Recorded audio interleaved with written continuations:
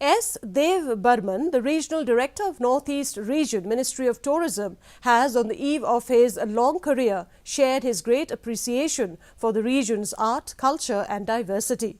While hailing the role played by Doordarshan in taking stories and visuals of the Northeast and highlighting them at the national level, he stressed on the role played by social media in today's age. He added that the situation has changed completely from earlier days and that digital platforms are a key tool now to showcase the region and its achievements.